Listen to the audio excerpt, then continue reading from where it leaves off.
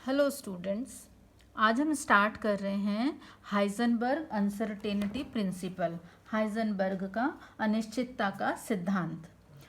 Matter wave के dwell nature पर based 1927 में हाइजेनबर्ग ने एक प्रिंसिपल प्रपोज किया और ये जो प्रिंसिपल है इसको हाइजेनबर्ग का अनसर्टेनिटी प्रिंसिपल कहते हैं।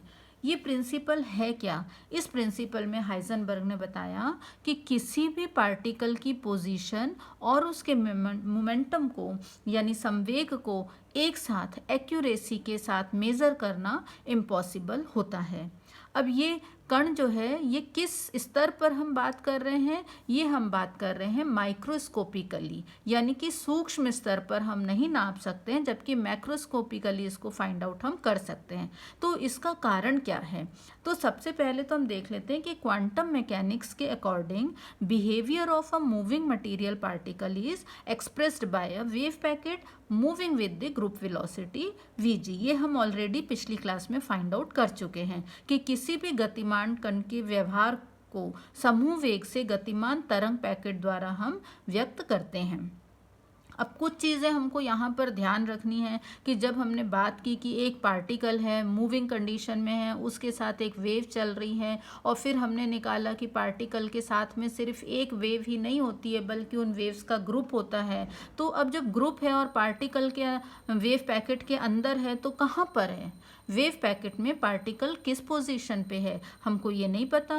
वो पार्टिकल कहीं पर भी हो सकता है, anywhere with in the wave packet particle हो सकता है। ठीक है, इसके साथ साथ wave packet move with the group velocity ये भी हमने निकाला हुआ है। तो इसका मतलब ये हुआ कि वहां पर कुछ अनसर्टेनिटी इन द वेलोसिटी या मोमेंटम ऑफ द पार्टिकल बनी रहती है। ठीक है, इसके साथ साथ the square of amplitude of wave packet at a point represent the probability of finding the particle at that point, यानी कि अगर कोई वेव बन रही है तो वहाँ जहाँ उसका मैक्सिमम हमको एम्पलीट्यूड मिल रहा है तो वहाँ एम्पलीट्यूड का स्क्वायर अगर हम करते हैं तो उस जगह पर उस पर्टिकुलर पॉइंट पर पार्टिकल के होने की प्रोबेबिलिटी जो होती है वो हमको मिलती है।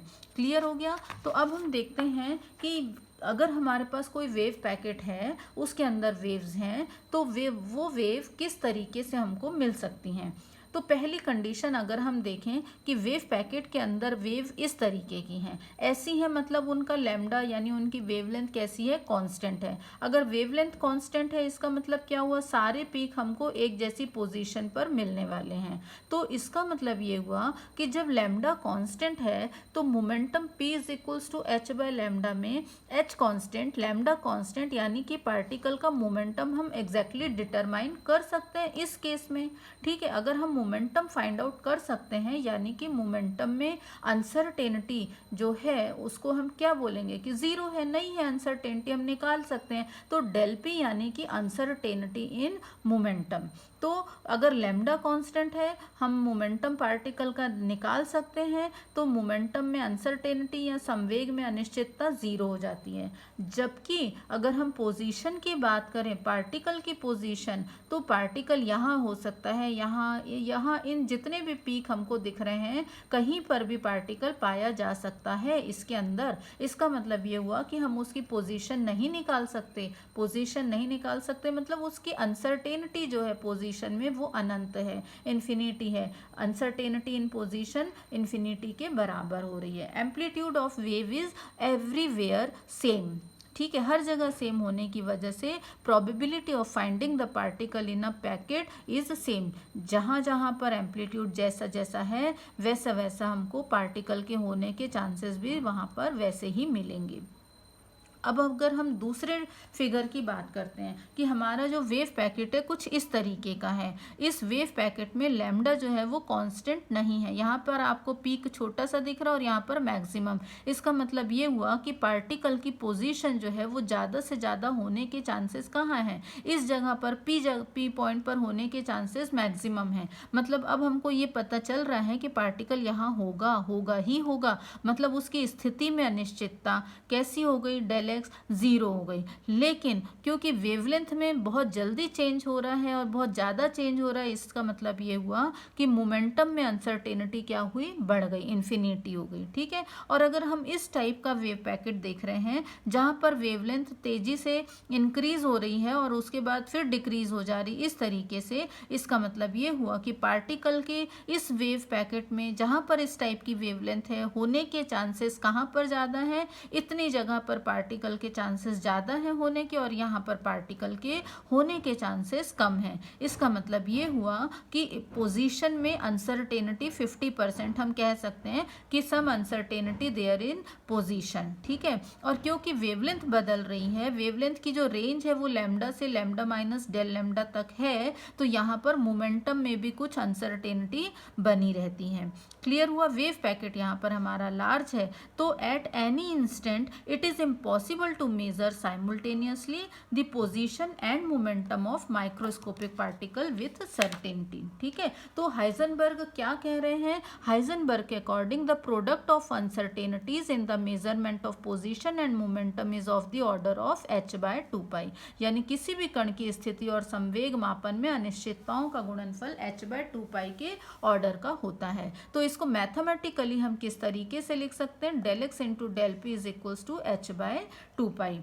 तो इसका मतलब ये हुआ कि अगर position of particle del x, इसके मेजरमेंट में अगर एरर छोटी है तो मोमेंटम में के मेजरमेंट में एरर कैसी होगी? ज़्यादा होगी। अब ये जो इसका डेरिवेशन है वो हम किस तरीके से निकाल सकते हैं? तो हमने देखा कि वेव पैकेट के अंदर बहुत सारी वेव हैं, कम से कम अगर दो वेव को लेके भी चलते हैं तो वो जो दो वेव हैं उनके इक्वेशन y1 और y2 से रिप्रेजेंट करने पर यहाँ एम्पलीट्यूड दोनों वेव के सेम, उनकी एंगुलर फ्रिक्वेंसी ω1 एंड ω2, उनकी जो प्रोपेगेशन कांस्टेंट है k1 k2, टाइम जो है वो हमने t लिया है, पोजीशन को हमने x से रिप्रेजेंट किया है। अब क्योंकि उनका सुपरपोजिशन होगा वेव पैकेट के अंदर, तो हम उसको रिप्रेजेंट करेंगे y is equals to y1 plus y2। Values substitute करोगे, a कॉमन निकालोगे, sine a plus sine b का फॉर्मूला लगा के आप सॉल्व करेंगे, आपको फाइनली जो रिजल्ट मिलने वाला है वो क्या हो जाएगा? y is equals to 2a sine omega T minus K X into cos del omega by 2t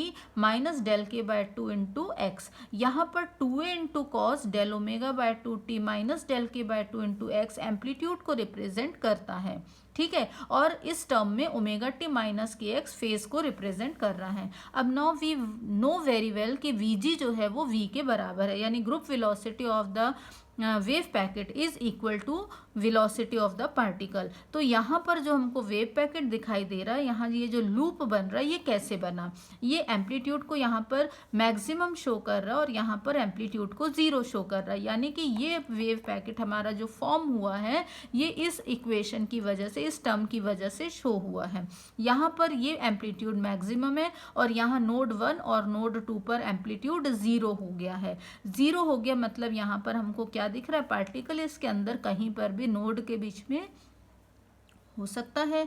ठीक है, तो नोड फॉर्म कब हो रहे हैं? जब ये 0 है। और ये 0 कब कब होगा? जब इस टर्म की वैल्यू π/2, 3π/2, 5π/2 अप टू 2n+1 π/2 के इक्वल होगी। ठीक है, तो यहाँ पर n क्या है? n एक नंबर है जिसकी वैल्यू 0, 1, 2, 3 कुछ भी हम ले सकते हैं। तो नोड 1 से नोड 2 तक के बीच का जो डिस्टेंस है ये पोजीशन में अनसर्टेनिटी को शो कर रहा है कि यहाँ से लेके यहाँ तक पार्टिकल इसके अंदर कहीं पर भी हो सकता है। तो अगर हम ये नोड को x1 मान ले और इस नोड को x2 मान ले, तो हमारा ये जो इक्वेशन है del omega by 2 into T minus del के बाय 2 इंटू x1 ले लें और एक बार x2 ले लें, तो हमारे पास, और लास्ट ये कंडीशन ले लें। ठीक है, अब यहाँ ध्यान देना कि अगर 1 पे हमको ये मिल रहा है, एम्पलीट्यूड मिल रहा है, तो फिर उसके बाद यहाँ पर 2 पे मिलेगा और फिर 3 पे मिलेगा। तो ये हमारे इक्वेशन कैसे बनेंगे ये ध्यान देंगे। तो पहले del omega by 2 into T minus del के by 2 into x1 is equals to क्या हो गया? 2n+1 π/2, और उसके बाद 2n+3 पे होगा x2, ठीक है। और जो 2 है वहाँ पर आपको क्या मिल रहा है, मैक्सिमम मिल रहा है एम्पलीट्यूड। हमने नोड की बात की है इसलिए हमने यहाँ पर ये कंडीशन लिया। अब आपने इनको सब्ट्रैक्ट किया, ठीक है, ये इक्वेशन में से आपने इस इक्वेशन को सब्ट्रैक्ट कर देना है, तो आपको फाइनली सॉल्व करने पर क्या मिला, del k/2 into del x। ये x1 माइनस x2 को आपने क्या कहा, del x कहा। पोजीशन में अनसर्टेनिटी किसके बराबर मिली, पाई के बराबर, तो del x की वैल्यू आ गई 2π/del k, ठीक है। ये 2 इधर मल्टीप्लाई हुआ, डेल के डिनोमिनेटर में आ गया। के की वैल्यू हम जानते हैं 2π/λ होती है। यहाँ से इसको हमने सॉल्व किया और फाइनली आपको क्या मिला, h/del p। और इसको आप क्या लिख सकते हो, del x into del p is equals to h। तो ये हाइजनबर्ग अनसर्टेनिटी प्रिंसिपल है। इक्वल टू होता है h,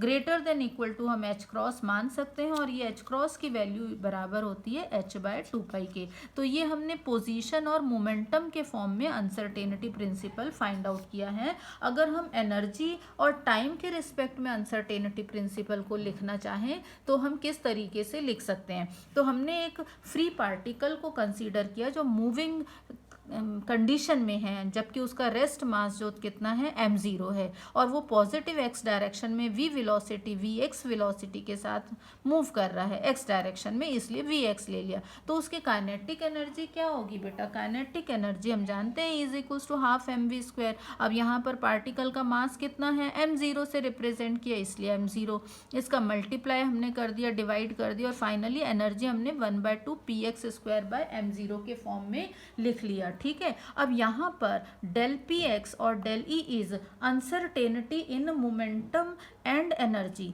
देन अगर हम इस इक्वेशन को डिफरेंशिएट करते हैं तो हमारे पास क्या आएगा, del e is equals to, differentiate करने पर ये कंडीशन मिली, इसको सॉल्व किया आपने तो del px is equals to del e divided by vx, ठीक है, डिफ्रेंशिएट करने के बाद में। तो let the uncertainty in the time interval measurement at point x is del t।